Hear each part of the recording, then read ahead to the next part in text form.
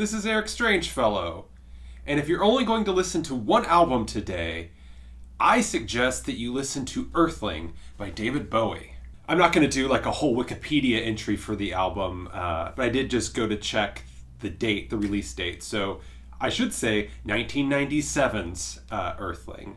It is, in my opinion, a inferior album to Outside, which came out a few years before. I'm not going to go check the year on that. But I'm recommending Earthling over Outside because I think for maybe the uninitiated, Earthling's maybe a stronger album from start to finish. Outside, I think, has higher highs, but I think that if you've never listened to it before, its segue tracks might seem a little cringy, and perhaps some of the later albums, I'm talking about Toys, Toys, Little White Toys, and We Wish You Well, We Wish You Well. If you know what I'm talking about, you know that that's not the strongest song on that album.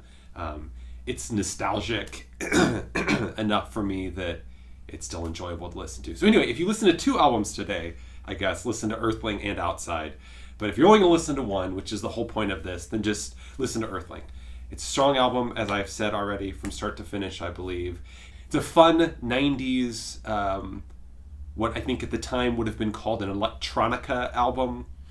And I think that it probably really stands up as like a good album, at the very least, to put on while you're cleaning or, I don't know, reading or doing your job or something. I know there's a couple songs that were technically singles off of it. The big one is I'm Afraid of Americans. If you've seen the music video for that, you've actually seen heard the Trent Reznor remix of that song, which I always thought it sounded exactly as if a post Downward Spiral pre The Fragile Trent Reznor remixed a David Bowie song, which I think is exactly what it is. So spot on. To quote a different unrelated band, no alarms and no surprises there. It's just exactly that. The version on the album isn't drastically different, so if you're a fan of the music video version, you're not going to be shocked by the album version. If you're only going to listen to one song today, let me recommend Dead Man Walking. That is the first song I can remember hearing off of the album, and I fell in love with it instantly. There's a music video for it on the David Bowie. I'm looking around for the DVD, even though I know the DVD is in a completely different room. I know there's a music video for Dead Man Walking. I don't remember ever having heard it on the radio, though, but I grew up in Kansas City and not on one of the coasts, so it's possible that a hipper market would have played that song more. But I heard it and saw it for the first time on, I believe it was an appearance on David Letterman. I'm going to watch it when we're done here, but I wanted to recall it as I remember it and not necessarily as it happened. Lost Highway reference. Liv Tyler, if I remember correctly, was the guest. And as I recall, after Bowie is done performing, she runs over, gets down on one knee, and like takes and kisses his hand, and it was very sweet. Yeah. If you're only going to listen to one note today, I guess listen to an F. I believe that is how the guitar riff starts in Dead Man Walking. If you're only going to like one video today and you're only going to subscribe to one channel, like this video and subscribe to me. Here's some bonus stuff that thinking about this album today made me think of. I mentioned earlier that there's a music video for Dead Man Walking. It's also featured in the movie The Saint, which is a movie that probably should be embarrassed by how much I like, but I'm not. Getting to see Val Kilmer do a bunch of voices and be silly in a little action sci-fi movie. It's fun. You don't believe in this cold fusion mumbo jumbo, do you? Yes, I do believe in this cold fusion mumbo jumbo.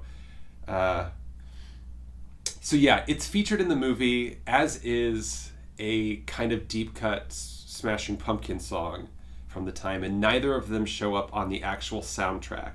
And both of them show up, I think Dead Man Walking, Val Kilmer's listening to in a headphone, in an earbud, and the Smashing Pumpkins song, what song is it? It's from the box set. It's on the tip of my tongue. I'm not going to make you sit here while I try to remember it, though. But he like puts that CD in, or puts a blank CD in, and that plays in his car. And although I'm sure that was just like whoever put the soundtrack together, I'm sure that those were pulls that he made. But at the time, I liked to believe that Val Kilmer was such a big fan of that Smashing Pumpkins song and of Dead Man Walking that he insisted on having them featured in the movie, even though they didn't make the cut to the soundtrack or weren't able to secure the rights to put them on the actual soundtrack. I don't think any of that is possible or realistic, but it is a fact that it's featured in that movie, and that's a thing that I thought about when I was thinking about this album. Bowie performed The Letter from this song when I saw him live, which is a sentence that in speaking almost makes me want to weep tears of joy and sadness and excitement and nostalgia and wonder and mystery all at once. But I remember him saying something like, I'm not going to do a Bowie impression, but he said something like, this is from an album that everyone's forgotten, or something like that, which was really funny to me because at the time, this was like maybe 2002. So to think that people would have forgotten this song from an album that was 5 years old, as opposed to songs he was playing from albums that were 25 years old, is pretty funny. It makes me, I don't actually chuckle, but in like a figurative way, I chuckle.